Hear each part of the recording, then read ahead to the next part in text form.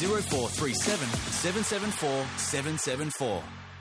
Well, if you had a good look at the results of the Aston by-election, it's pretty hard to miss them, given that they've been everywhere in the headlines since Saturday night, a 1 in 100-year loss of an opposition seat to government.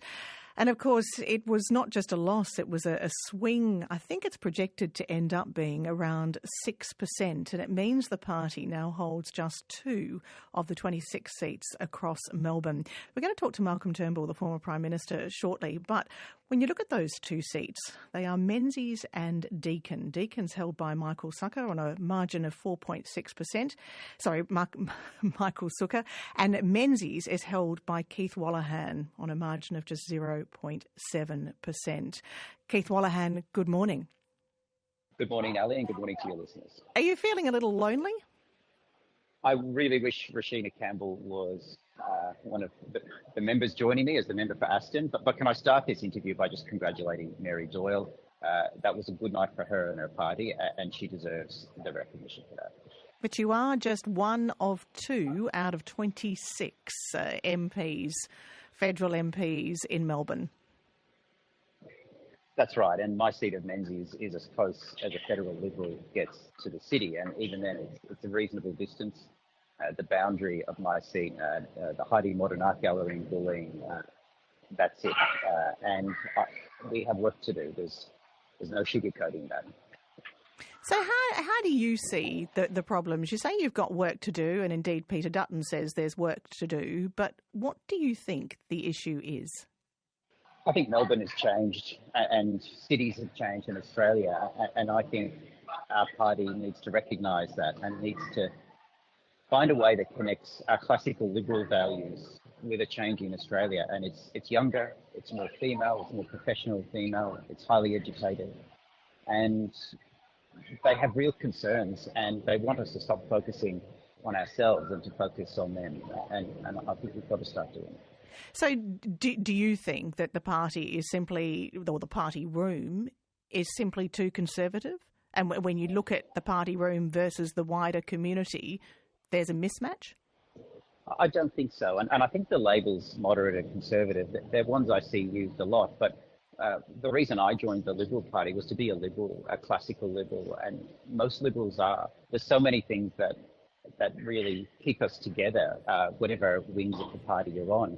And they're about the values of aspiration and freedom and opportunity. And opportunity can be summarised this way. It's not just a better life for you as an individual. It's a better life and future for your children and your grandchildren. And that includes a better environment too. That is, of course, something that I think is core to our values.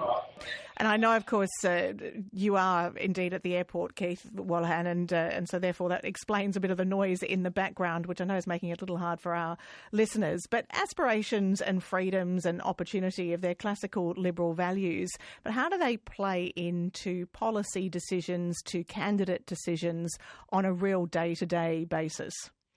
Well, let me give you one example.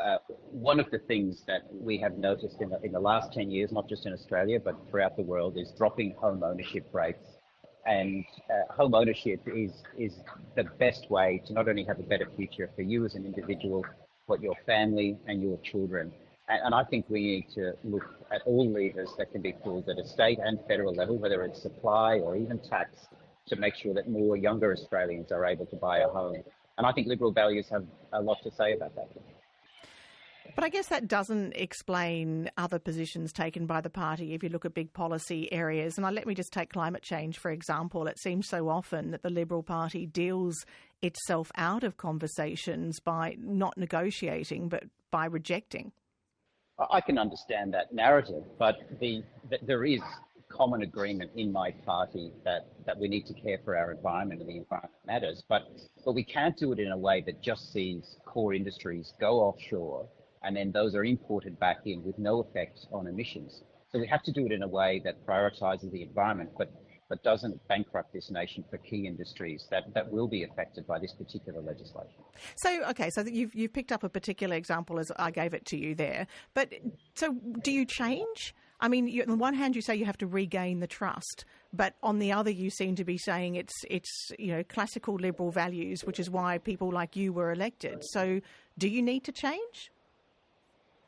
Well, it depends how it changes. You can't have a result like we had on Saturday, as well as the state election last year and as well as the federal election. You can't have those results and not self-reflect. But that takes time. You've got to be methodical about it. You can't lose your head. And one of the things I admire about Peter Dutton is he is methodical. He does think about things in the long term as well as just the short term. And I think we do need to look at a lot of different policies, and we have to come back to the centre and the centre concerns of people and their everyday concerns. If we do that, I think that we can earn the trust of Melbourne again. Can you give me an example of what coming back to the centre would look like? I think stop focusing on divisions. Political parties have their fights, and like any family, I think have those discussions and disagreements behind closed doors. But when we come out, I think we need to unite as one and focus on Victorians and people from Melbourne, not ourselves. I think that's an example of what we've got to do a better job of. And is Peter Dutton safe, if for no other reason the fact that there's no one else? Well, that's not the reason. He is safe, but he's safe because he's a really good leader. Ali, I got to see good and bad leaders in combat in the most trying of circumstances. And I've got a reasonable sense of when I see a good leader, and Peter is one. He's a person of character, of substance, and there's a cartoon image of Peter that I think doesn't reflect the person. And I think if people see more of Peter Dutton here in Melbourne and get to know him as a person, I think he will do that. Of course, you are a former military officer, but what about Greg Mirabella? Is he safe? There are reports this morning that there's a group of federal and state Victorian MPs who are working on a plan to challenge Greg Mirabella for the role of Liberal Party state president. The Victorian division has always been at its best when the parliamentary wing and the membership wing respect each other. So the president is a democratically elected person. He's not due for election until August. So there's always, candidates for election. But I think Greg Mirabella is doing a good job. So you back him? I do back Greg Mirabella. Was Rashina Campbell the right candidate? Of course, she was handpicked by the Liberal the state apparatus. Well, I'll always defer and promote member plebiscites. We just didn't have the time to run one. We've got a party constitution that has certain steps you've got to go through. So I think no one took joy in having an administrative committee pick. But can I say that Rashina Campbell is an outstanding candidate, and full disclosure, she's been a friend of mine for many years. We're fellow barristers together. But she's, she is the very sort of candidate we should be pre-selecting and putting in Parliament. And I think we should always put forward the best candidate. And Rashina is the top of the list of talent in our party. And I do hope one day she's in Parliament.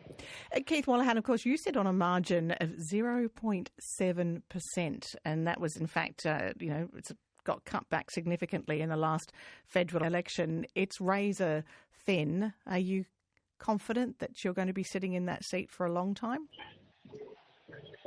You never know. No, I don't take that seat for granted at all. And I don't think anyone can. I don't think there's such a thing as a safe seat in politics anymore in the House of Representatives. And in a way, Ali, that's quite liberating. It means two things. It means I got to work every day to earn the trust of the people in my seat.